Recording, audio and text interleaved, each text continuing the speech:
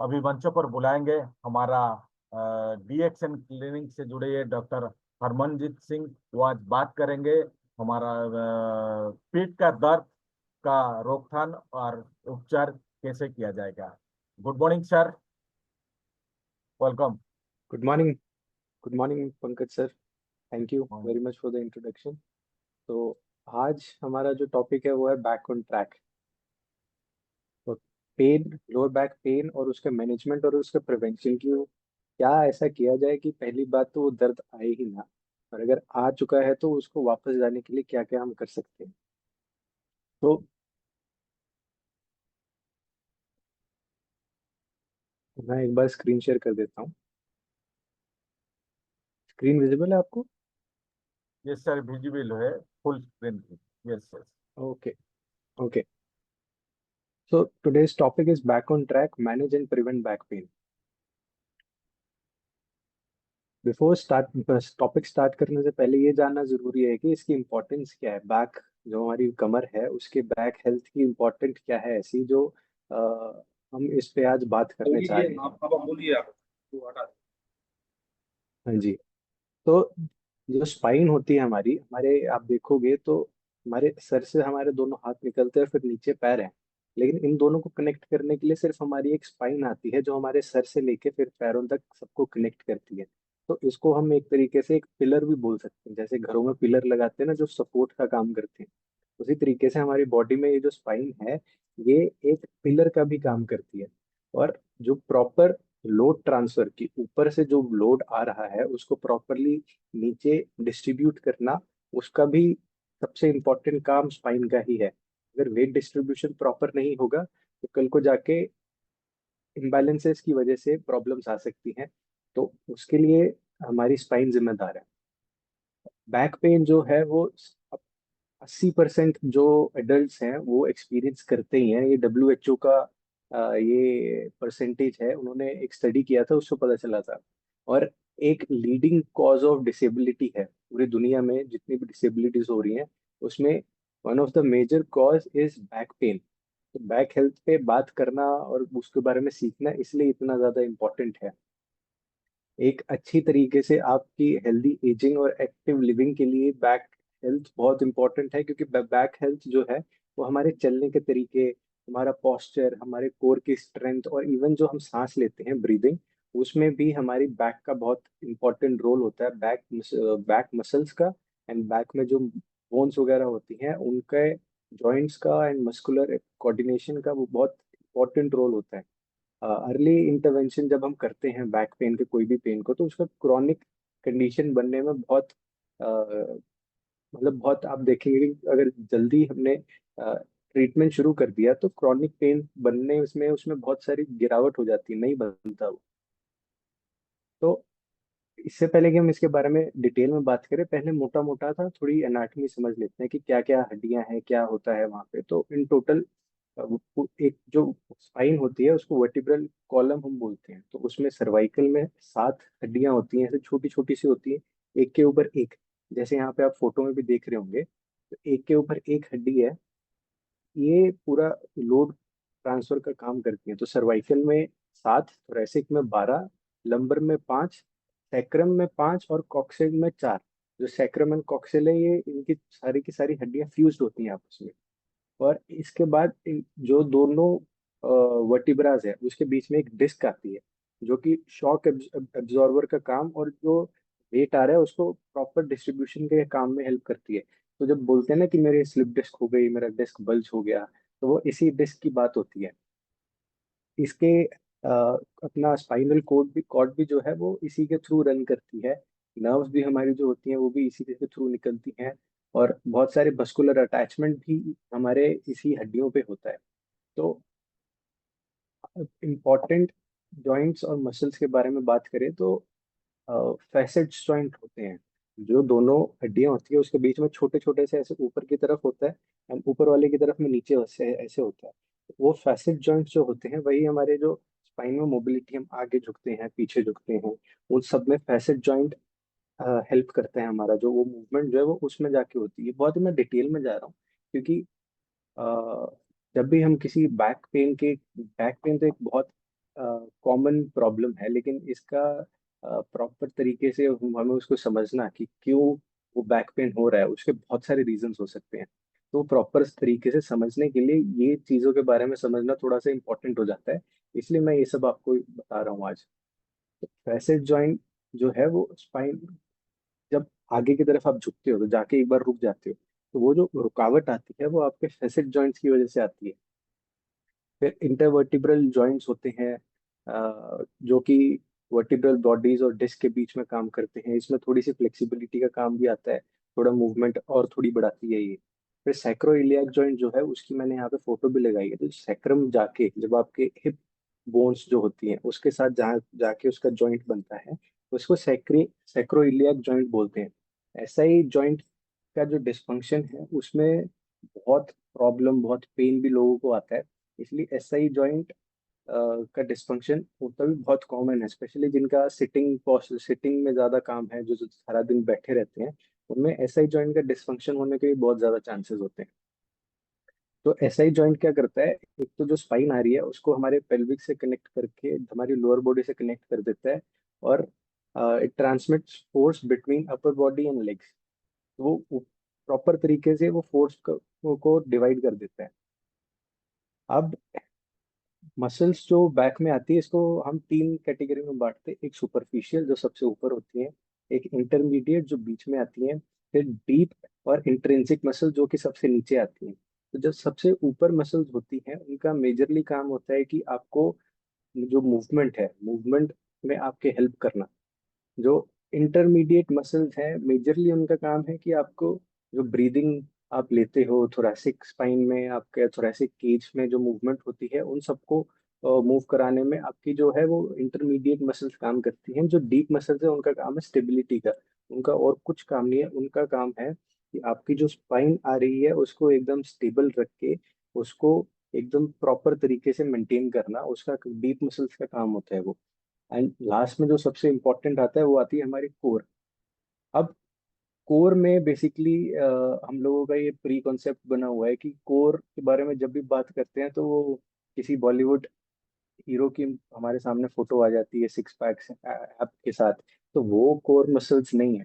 मतलब वो भी एक पार्ट है, लेकिन इन टोटल जो कोर मसल है वो चार मसल्स का एक तरीके से कॉम्बिनेशन आप मान सकते हैं। जो आगे के साइड एक ट्रांसवर्स एब्डोमिनस करके एक मसल होती है वो, ऊपर जो डायफ्राम होता है जो कि हमारे सांस लेने में हमारे से सब हेल्प करता है वो, नीचे जो पेल्विक फ्लोर मसल्स होती हैं, और पीछे की तरफ जो इरेक्टर स्पाइने मसल्स होती हैं, वो चारों के चारों मिलके एक ऐसे क्यूब सा बना लेते हैं।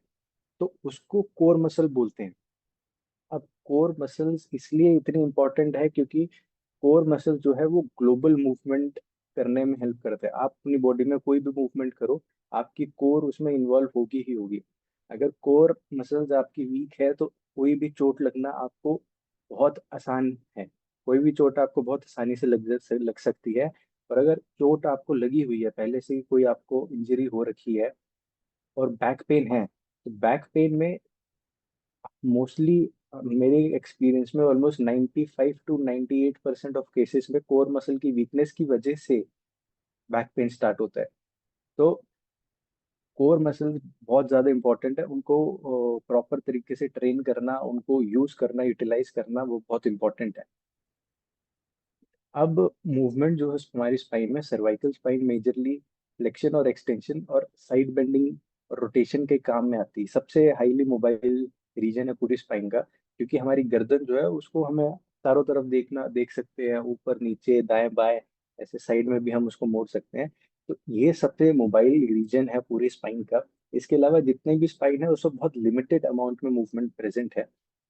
फिर थोरेसिक स्पाइन में आते हैं तो थोरेसिक स्पाइन थोड़ा ज्यादा स्टेबल है, क्योंकि अब इसमें जो हमारी जो हड्डियां हैं, रिब्स हैं, वो भी आके इसमें जुड़ते हैं, तो इसलिए वो थोड़ा और स्टेबल भी हो जाते हैं। और उसको उसमें मेजरली जो है वो रोटेशन मूवमेंट है। जब भी आप ऐसे घूमते हैं तो आपकी जो थोरेसिक स्पाइन है वो एक्चुअली में घूमते हैं। आपके लंबर स्पाइन से मेजर मूवमेंट नहीं आती, ज्यादा बहुत लिमिटेड आती है उसमें।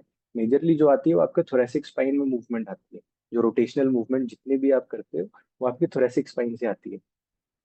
और साइड बेंडिंग बहुत मिनिमल है, इसमें ज्यादा नहीं होता। फ्लेक्शन एक्सटेंशन तो बहुत ही ज्यादा लिमिटेड है, क्योंकि हो भी नहीं सकता। आगे की तरफ हमारे रिब्स भी हैं, हमारे बहुत सारे ऑर्गन्स भी हैं, उनको आगे की तरफ फ्लेक्शन एंड पीछे की तरफ एक्सटेंशन वो बहुत कम है। लेकिन आप मेजरली देखोगे आजकल जितने भी पॉस्चर की वजह से प्रॉब्लम्स आ रही हैं, स्पेशली जिन लोगों को ब्रीथिंग डिफिकल्टीज है पॉस्चर की वजह से जो खराब हुआ है, उसमें क्या हो गया, थोरेसिक स्पाइन फ्लेक्स हो गई है। वो ऐसे मुड़ चुकी है जिस रेंज में, जो रेंज उसके पास है ही नहीं, उस रेंज में वो आ चुका है। तो उसको वापस सीधा करके ऐसे थोड़ा अपना जो रिब केज है उसको थोड़ा ओपन अप जैसे ही होता है, वैसे ही सांस लेने में आसानी हो जाती है। क्योंकि जब वो पॉस्चर खराब हुआ, वो सारा जॉइंट स्ट्रक्चर चेंज हो गया, तो जो आपके मसल्स रिक्रूट होनी चाहिए आपके सांस लेने के लिए और सांस छोड़ने के लिए, वो सब अच्छे से काम नहीं कर पाती। तो कई लोग जिनको पॉस्चर की वजह से सांस लेने में दिक्कत आती है, उनके थोरेसिक स्पाइन में जो नॉर्मल रेंज ऑफ मोशन है उससे ज्यादा उसका डिसफंक्शन हो जाता है, वो खराब हो जाती है। वो एक बार सही हो गया तो बहुत सारी चीजें ठीक हो जाती है। लंबर स्पाइन जो है वो मेजरली स्टेबिलिटी के लिए डिजाइन किया गया है। मोस्ट ऑफ द वेट इसी पे आते हैं हमारी बॉडी का, जब ऊपर से लेकर नीचे तक आ रहे हैं तो लंबर पे ही बहुत वेट हमारा आता है। ये फ्लेक्शन और एक्सटेंशन में मेजर इसका काम है। जब भी आप आगे झुक के कुछ काम करते हो तो आप मेजरली अपनी लंबर स्पाइन से मुड़ते हो। साइड बेंडिंग और रोटेशन इसमें बहुत कम होता है। साइड बेंडिंग में बहुत कम आता है, रोटेशन में भी इसका बहुत कम है, लेकिन इसका आगे मुड़ने आगे झुक के काम करने में इसका सबसे ज्यादा वो है। तो इसलिए मेजरली जब आप देखोगे तो जो डिस्क बल्ज होती है लंबर रीजन में ज्यादा होती है, क्योंकि जब आप आगे की तरफ झुकते हो वो उसके पीछे से डिस्फंक्शन, अगर प्रॉपर आपकी कोर मसल्स इंगेज नहीं है तो वो बहुत इजी हो जाता है वो होना। अब बैक पेन के सबसे कॉमन फैक्टर्स क्या है? पहला जो फैक्टर आता है वो है हमारे लाइफस्टाइल कैसा है। तो लाइफस्टाइल में आपका काम क्या है, आप उठते बैठते कैसे हो, आप किस तरीके से कोई भी काम करते हो, वो सब लाइफस्टाइल फैक्टर्स के अंदर आता है। तो सबसे पहले पुअर पोस्चर, जो आपका पोस्चर खराब होता है, स्लाउचिंग मतलब जैसे आप कमर झुका के बैठते हो ऐसे, उसको स्लाउचिंग बोलते हैं। उससे क्या होता है, स्पाइन पे जो लोड होता है वो बहुत ज्यादा बढ़ जाता है। स्पाइनल लोड बढ़ा तो नीचे तक, जब लंबर पे इतना लोड ऑलरेडी है तो वो भी बढ़ जाता है। एंड वो स्पाइनल लोड जैसे ही बढ़ता है तो बहुत सारे इम्बैलेंसेस बॉडी में क्रिएट होने शुरू हो जाते हैं। सेडेंटरी हैबिट्स, प्रोलॉन्ग सिटिंग की वजह से भी मसल्स वीक होना शुरू हो जाती है। वो मैंने पहले पोस्चर वाली अपनी मीटिंग में भी आपको बताया था, अगर आपको याद होगा तो इसलिए एक पॉइंट तो सबको ही ये ध्यान में रखना कि कभी भी ज्यादा लंबे समय के लिए एक गो में नहीं बैठना। अगर आप कुछ काम कर भी रहे हैं तो अपना पोस्चर थोड़ी थोड़ी देर में चेंज करते रहिए। 15 मिनट 20 मिनट में आप थोड़ी मूवमेंट रखिए अपनी बॉडी में। आप उठ के कहीं थोड़ा वॉकिंग के लिए भी जा सकते हैं 4-5 मिनट के लिए, लेकिन एक ही जगह पे एक ही पोजीशन में ज्यादा समय के लिए मत बैठे रहिए, थोड़ी थोड़ी देर में चेंज करते रहिए। लिफ्टिंग टेक्निक्स, जब भी आपको कुछ भी सामान उठाना है उसकी प्रॉपर तरीके से अगर आपने नहीं उठाया तो उसकी वजह से भी प्रॉब्लम्स आ जाती हैं। बैक पे ट्विस्टिंग और बेंडिंग, जो अपनी स्पाइन में ट्विस्टिंग और बेंडिंग आप देखोगे वो बिना प्रॉपर सपोर्ट के और विदाउट प्रॉपर टेक्निक से अगर आप करते हो तो स्टेन और स्प्रेन आना बहुत कॉमन हो जाता है स्पाइन की जो मसल्स है उसमें, मसल्स एंड लिगामेंट पे। तो इसलिए टेक्निक भी बहुत इंपॉर्टेंट है कुछ भी काम करने के लिए। Excess lack of exercise, weak core, जैसे मैंने बोला कि अगर आपकी कोर वीक है तो आपका बैक तो छोड़ो, आपको बहुत सारी प्रॉब्लम्स आने वाली है बॉडी में। आपके कंधे में भी प्रॉब्लम आ सकती है, हाथ में आ सकती है, आपके हिप्स में आएगी, आपके नीज में आएगी, एंकल तक में आएगी। आप कोई भी मूवमेंट करते हो उसमें आपका कोर इन्वॉल्व होता ही होता है। और अगर वीक कोर है तो स्पाइन को सपोर्ट भी नहीं कर पाएगा। वो स्पाइन को सपोर्ट नहीं कर पाएगा तो जितने भी वहां पे स्ट्रक्चर्स है सब ऑफ हो जाएंगे। ऑफ होंगे तो धीरे धीरे धीरे धीरे करके वो जब बढ़ता रहेगा बढ़ता रहेगा बढ़ता रहेगा, एक ब्रेकिंग पॉइंट उसका आएगा। उसके बाद जब वो टूटेगा तो फिर वो पेन आपको चालू हो जाता है। स्ट्रक्चरल और मैकेनिकल कॉज, मसल स्ट्रेन और स्प्रेन, मतलब इंजरीज की यहाँ पे मेजरली बात कर रहे हैं कि अगर कोई भी आपने एकदम से मूवमेंट की, जैसे स्पोर्ट्स में होता है कि भागते भागते आपने एकदम से ट्विस्ट किया तो उसमें स्प्रेन आ गया, स्ट्रेन आ गया, तो ओवर यूज की वजह से तो वो मैकेनिकल कॉज में एक तरीके से आप बोल सकते हो कि अपना जितने भी इंजरी हैं वो सब इसमें मेजरली आ जाता है। फिर डिस्क इश्यूज, डिस्क इश्यूज में जैसे बल्जिंग डिस्क हो गया, हर्निएटेड डिस्क हो गया, इन सब की वजह से भी बैक पेन बहुत कॉमन है। डिजेनरेटिव कंडीशंस जैसे स्पॉन्डिलोसिस, स्पॉन्डिलोसिस में एज रिलेटेड जो डिस्क होती है और उसमें वेयर एंड टेयर हो जाता है। अब उसको मेंटेन करने के लिए दो तरीके हैं। इसको भी नहीं, ऑलमोस्ट आप देखोगे तो तीनों उनको जितनी भी डिजेनरेटिव कंडीशंस है, स्पॉन्डिलोसिस हो गया, ऑस्टियोआर्थराइटिस हो गया, स्पाइनल स्टेनोसिस हो गया, एक ही मेजर सॉल्यूशन है इसका, वो है एक्सरसाइज, एंड दूसरा है आपका न्यूट्रिशन। एक्सरसाइज से जो डिजेनरेशन है वो बहुत कम हो जाता है, एंड कई केसेस में वो इम्प्रूव भी इतना होता है जितना एक्सपेक्टेड भी नहीं होता नॉर्मल लोगों में, उससे भी बहुत ज्यादा इम्प्रूवमेंट भी होने लग जाता है, स्पेशली जो एज रिलेटेड जो वेयर एंड टेयर आता है उसमें। और दूसरा है न्यूट्रिशन। प्रॉपर न्यूट्रिशन जब आपका प्रॉपर एक्सरसाइज के साथ सप्लाई होगा, तो वहाँ पे जितना भी डैमेज है वो रिपेयर होने में बॉडी को बहुत ज्यादा टाइम नहीं लगेगा, बहुत ज्यादा एनर्जी नहीं लगेगी बॉडी की। तो proper nutrition and proper exercise, इसकी साथ डिजेनरेटिव कंडीशंस जितनी भी है वो हम बहुत हद तक रोक सकते हैं, एंड उससे कम बैक भी कर सकते हैं। तो न्यूट्रिशन के बारे में तो ऑलरेडी आप सबको पता ही है। स्पेसिफिकली वो एक्सरसाइजेस के बारे में आपको एजुकेट करने के लिए मैं यहाँ पे आया हूँ। तो अभी डिजेनरेटिव कंडीशंस हो गया, उसके बाद और भी कई प्रॉब्लम, कई कई फैक्टर्स होते हैं, जैसे ओबेसिटी मतलब मोटापा। जरूरत से ज्यादा जब आपका वेट होता है तो उसकी वजह से भी स्पाइन पे एक्स्ट्रा लोड आएगा। एक्स्ट्रा लोड आएगा तो जो सराउंडिंग स्ट्रक्चर्स है, मसल्स हैं, लिगामेंट्स हैं, उन सब पे एक्स्ट्रा फोर्स अप्लाई होगी। अब अगर आप ऑलरेडी, आप एज ज्यादा है आपकी, और उसके साथ आपका जो स्पाइनल लोड है वो भी बढ़ गया, मसल्स आपकी ऑलरेडी वीक है क्योंकि आप एक्सरसाइज नहीं कर रहे, तो वो उसके पास क्षमता ही नहीं है उतनी कि वो आपको बचा सके, और वो तब जाके वो बैक पेन फिर शुरू होगा। और अगर आप फिर भी आपने ध्यान नहीं दिया तो आगे जाके और भी वर्स कंडीशंस हो सकती हैं।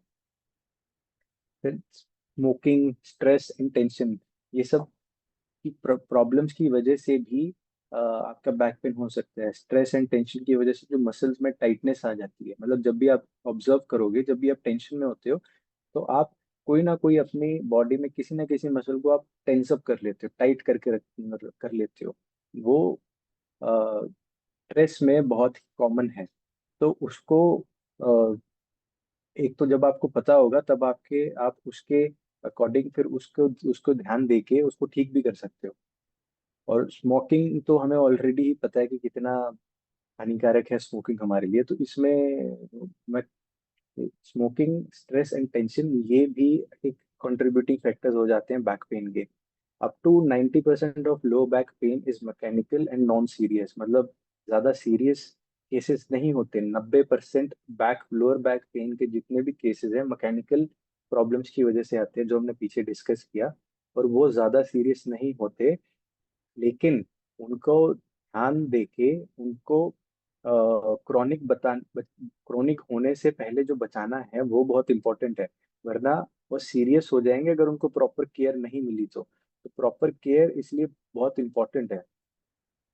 फर्स्ट टाइम जो भी आपके लोअर बैक में पेन आएगा या बैक में कहीं भी पेन आएगा, वो 6 हफ्ते के अंदर, ऑलमोस्ट मतलब 1.5 महीने के अंदर बहुत उसमें रिकवरी हो जाएगी, लेकिन उसका वापस आना बहुत कॉमन है, अनटिल एंड अनलेस प्रॉपर उसके प्रिवेंशन के लिए आपने उस पर ध्यान नहीं दिया। प्रिवेंशन कैसे होगा? न्यूट्रिशन एंड एक्सरसाइज, दो ही तरीके हैं। अब बैक पेन मैनेज करने के लिए हम देखेंगे स्टेज वाइज के हिसाब से। अगर एक्यूट फेस है, 2 हफ्ते से कम का अगर है, तो उसमें हम बोलते हैं कि थोड़ा आराम दो। जो भी चीज, जो भी मूवमेंट आपका दर्द बढ़ा रही है, उसको आपने अवॉइड करना है थोड़ा। ठीक है? अगर वहां पे इन्फ्लेमेशन है, मतलब स्वेलिंग है, तो हम आइस का यूज करेंगे। और अगर स्वेलिंग नहीं है, स्टिफनेस है, मूव नहीं कर पा रहे, स्पैज्म आ गए, तो तब हम हीट का यूज करके हॉट फर्मेंटेशन के साथ वहां पे ब्लड फ्लो इंक्रीज करेंगे, और उससे भी जो वहां पे रीजनरेशन है वो प्रमोट होगा। फिर बेड रेस्ट से ज्यादा इम्पोर्टेंट है एक गाइडेंस के अंदर मूवमेंट स्टार्ट करना, क्योंकि अगर आप कंप्लीट बेड रेस्ट पे चले गए तो उससे होगा क्या कि आपकी जितनी भी मसल्स है वो सारी यूज टू हो जाएंगी वो बेड रेस्ट से।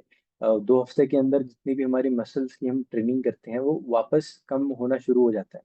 तो अगर आप 2 हफ्ते से ज्यादा बेड रेस्ट पे हैं तो वो तो आपको और परेशानी देगा, इसलिए एक्यूट फेज सिर्फ 2 हफ्ते तक लिखा है।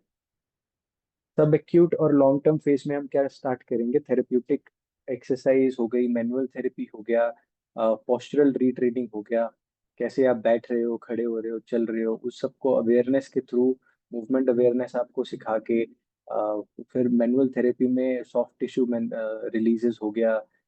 इन सब टेक्निक्स के साथ फिर एक्सरसाइज स्टार्ट करेंगे धीरे धीरे। मतलब पहले जो मसल है उसको कूल डाउन करके उसको वापस अपने नॉर्मल रेंज में ले आएंगे।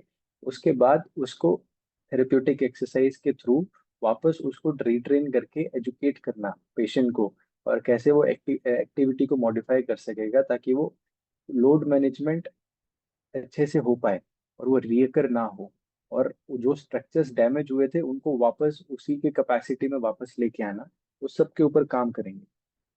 और लॉन्ग टर्म मैनेजमेंट में क्या है कि आपको रेगुलर एक्सरसाइज करनी पड़ेगी, आपको अपना वेट का ध्यान रखना पड़ेगा कि ओवरवेट ना हो।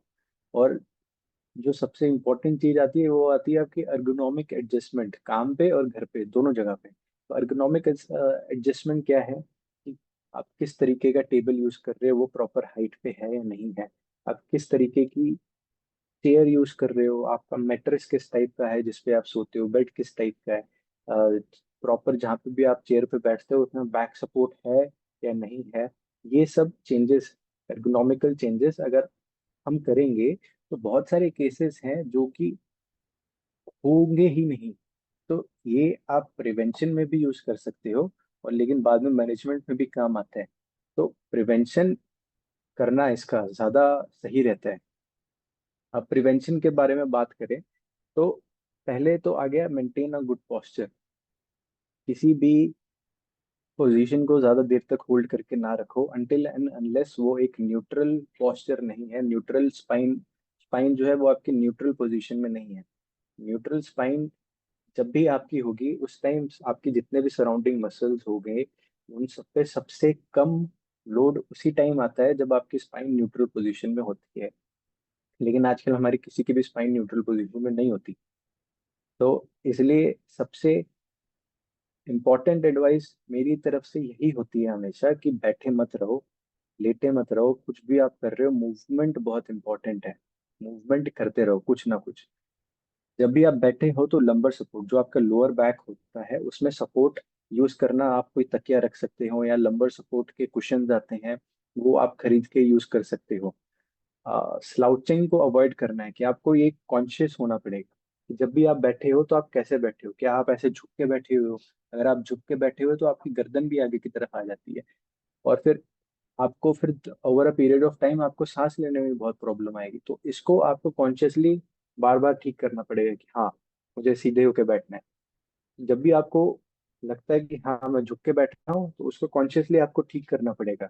इसको अवॉइड करना है, स्लाउचिंग को एंड फॉरवर्ड हेड पोस्चर को दोनों को अवॉइड करना बहुत इंपॉर्टेंट है। Stay active and exercise regularly. Core strengthening और मोबिलिटी एक्सरसाइजेज इंक्लूड करना आपके एक्सरसाइज में बहुत इंपॉर्टेंट है। स्ट्रेंथ ट्रेनिंग जो आती है वो बाद में आती है, सबसे पहले कोर एंड मोबिलिटी, ये दो चीजें बहुत इंपॉर्टेंट है। स्ट्रेंथ जो है हम लोग एक्सरसाइज की जब भी हम लोगों के दिमाग में कॉन्सेप्ट बना हुआ है एक्सरसाइज मतलब वेट उठाया, एंड एक्सरसाइज स्टार्ट की स्ट्रेंथ ट्रेनिंग कि जितना ज्यादा से ज्यादा वेट हम उठा पाते हैं वो है एक्सरसाइज, वो स्ट्रेंथ ट्रेनिंग है। लेकिन उससे पहले मोबिलिटी मतलब आपकी जॉइंट्स जितनी मूव कर सकते हैं नेचुरली उतना मूवमेंट आप में प्रेजेंट है या नहीं है। अगर नहीं है तो उसको उस मूव उतने रेंज ऑफ मोशन तक वापस लेके आना, अगर है तो उसी को मेंटेन करके रखना, वो मोबिलिटी वर्क हो गया। और कोर स्ट्रेंथनिंग में आपकी जितनी भी कोर मसल्स है उनका स्ट्रेंथनिंग करना सबसे पहले बहुत इंपॉर्टेंट है। उसके बाद आता है बैलेंस ट्रेनिंग और स्ट्रेंथ ट्रेनिंग। बैलेंस और स्ट्रेंथ और फ्लेक्सिबिलिटी फिर उसके बाद में आएगा। एटलीस्ट 30 मिनट से लेके 1 घंटे क्या moderate to high level intensity exercise important है सबके लिए। पिछली जो हमारी मीटिंग थी मूवमेंट इज मेडिसिन, उसमें जितनी भी मैंने डिटेल दी थी वो सारी की सारी वर्ल्ड हेल्थ ऑर्गेनाइजेशन, तो WHO है, उसकी एक इशू था। मतलब एक उसने बुक पब्लिश की थी रिसर्च करके, उसके अकॉर्डिंग किस एज के बंदे को कितनी एक्सरसाइज किस लेवल पे करनी चाहिए, उस सब को मैंने उसमें बताया था। तो अगर आपने मेरी पुरानी वाली मीटिंग, पिछली वाली मीटिंग नहीं देखी, तो आप एक बार उसको देख के आपको उसमें सब पता चल जाएगा कि आपकी एज के हिसाब से आपको कितनी एक्सरसाइज करनी जरूरी है और कितनी बार हफ्ते में करना है। लेकिन सबसे बेसिक स्टैंडर्ड हम बेसलाइन सेट करके चलें तो एटलीस्ट 30 मिनट का वर्कआउट एक्सरसाइज आपके हर दिन इम्पोर्टेंट है। प्रोलॉन्ग सिटिंग अवॉइड करनी है, हर 30 मिनट से 45 मिनट में एक ब्रेक लेनी है। खड़े होना है, थोड़ा सा मूवमेंट करनी है, स्ट्रेचेस करने हैं, थोड़ा चल फिर के आना है 2 मिनट 5 मिनट के लिए, एंड वापस आके बैठ के अपना काम कर सकते हैं। अगर उससे बेहतर क्या है कि आप एक स्टैंडिंग डेस्क डेस्क यूज कर सकते हैं, अगर हो सकता है तो। मतलब जो आपका टेबल है वो थोड़ा ऊंचा टेबल रखिए, वजन खड़े होके उस पर आप काम करिए अगर वो हो सकता है तो। स्ट्रेचेस जब भी आप काम कर रहे हो उसके बीच में, और जब भी आप ट्रेवल कर रहे हो उसके बीच में, वर्कआउट नहीं हो पाता कई बार, लेकिन स्ट्रेचेस करना बहुत इंपॉर्टेंट है। स्ट्रेचेस आप कर सकते हो। सेफ लिफ्टिंग टेक्निक, जब भी आपको कोई भारी सामान उठाना है नीचे से, तो अपनी कमर ना झुका के आप अपने हिप्स को नीचे लेके जाओ। स्क्वाट पोजीशन में आप नीचे लेके जाओ। जो भी अगर लोड है, अगर वो भारी लोड है, तो उसको एकदम अपनी बॉडी के क्लोज करके पकड़ो, ताकि आपका जो सेंटर ऑफ ग्रेविटी है वो ज्यादा बॉडी के आगे ना जाए।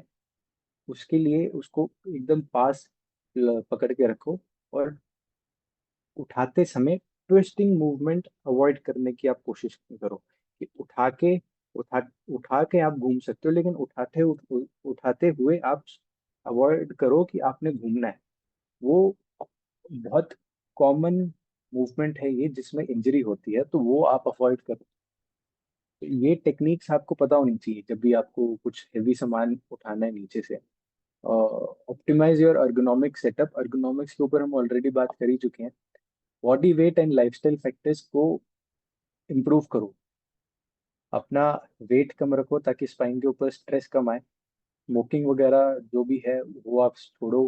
स्मोकिंग हो गया, अल्कोहल हो गया, ये सब आप क्विट करने का सोचो।